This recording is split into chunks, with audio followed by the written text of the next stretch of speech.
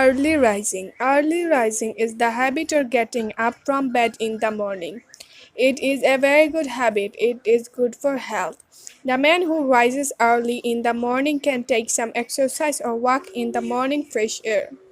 One can enjoy the beauty of nature in the morning. He can start his day or really work earlier, as an early riser has enough time to work. So, the habit of early rising is the source of health. An English proverb says, early to bed and early to rise makes a man healthy, wealthy, and wise. So, everyone should rise early.